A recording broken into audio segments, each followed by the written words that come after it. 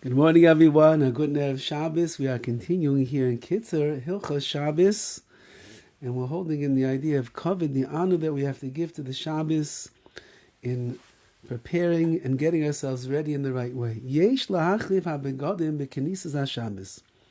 A person should change their clothes before Shabbos comes in, meaning you should already be dressed in your beautiful Shabbos clothing that we spoke about yesterday when Shabbos already comes in. And therefore women, before they light candles on Friday night, since that when they light the candles they're accepting Shabbos upon themselves, they should change into their Shabbos clothes before they light the candles. Nevertheless, our sages have warned us, if a woman sees that the hour is getting late, she should light the candles dressed as ever she is, meaning even if she's still wearing her weekday clothing, her shmatas, her dirty clothes that she was wearing from cooking all day long and slaving away in the kitchen and cleaning and the like. Nevertheless, if the hour is getting late and she needs to light the candles, let her light. She should not come to be mechal, to desecrating the Shabbos and lighting, God forbid, on Shabbos itself. And after she lights the candles, then let her go and prepare herself for Shabbos properly, change her clothing and the like.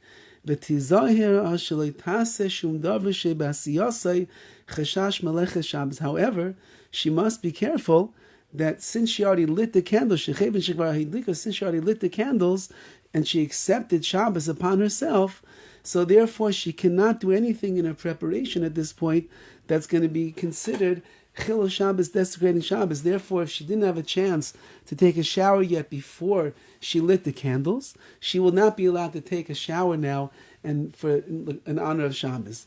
But to change her clothing, or even it will be a problem putting on makeup. Again, maybe we can speak about later Shabbos makeup and the like, but regular makeup she wouldn't be able to put on at this point because she already accepted Shabbos upon herself. So getting dressed, yes. Makeup, showers, combing her hair with a comb, all these things are going to be a problem over here once that she lights and she accepts Shabbos for herself. Even if it's still daylight outside, she lit a little bit early. Once that she lights, the prohibition of any malacha, of any prohibited activities falls upon her, like we're going to explain later on, Bez Hashem. So this is an important thing. It's Erev Shabbos, and a woman should try her best to be prepared before the lighting of the candles if she sees that she's not ready, she's not dressed and the like, but it's getting late, it's candle lighting time. Let her light, and then let her go and get dressed afterwards. Next halacha, Hachana is preparing the house. Chazal emphasized the idea of honoring the Shabbos. Chazal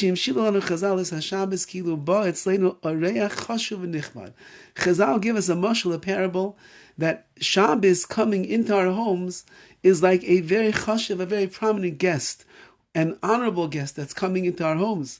Should be shviloi menakim abayis. If you would have such a great person coming to the house, certainly you would clean the house. There's a story with Rabbi Ruderman Zatzal. When Rav Aaron Kotler was coming to visit him in yeshiva, the Rebbetzin Ruderman found Rav Ruderman in the bathroom, scrubbing the floors himself with his own hands down on the floor, lying there on the floor of the bathroom, cleaning the floors. And she said, Rosh Hashiva, what are you doing? He said, Rav Aaron Kotler is coming to my house to see me. Such a chashuv, a guest like that, prominent guest. Of course, I have to get everything ready. And this is the way that we should get the house ready for Shabbos as well. Okay, therefore, yesh lahachin abai sheinoki, make sure you prepare the house, it should be clean. The tables in the house should be laden with tablecloths.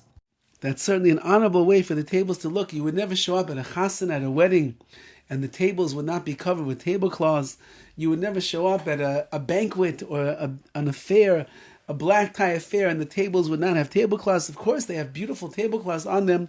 The Shabbos queen is coming to our home. We set the table properly and should have tablecloths. V'noigin sheisho kach b'meshech kol haShabbos And the custom is to leave the tablecloths there the entirety of Shabbos. The table should always be covered in honor of the Shabbos. Even if the tablecloth gets dirty and you have to change it, so then you should make sure you put a new one on immediately. Some people even put double layers of tablecloths just in case the top one gets dirty, so when they remove the top one, there's still one that is there. Chazal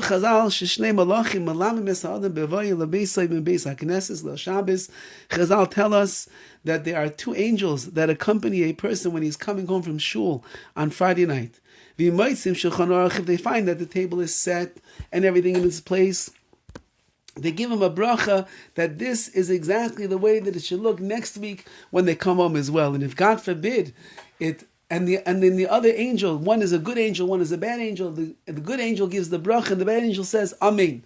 If Chalila, you walk home to the house and the house is a mess, the table is not set, there's a balagan going on over there, then the bad angel says, oh, this is what it should look like next week, and the good angel has to answer against his will, Amen. So we want to come home and everything should be set beautifully in its place. Says the Sefer, V'nira mizeh shegam zehu michaved Shabbos.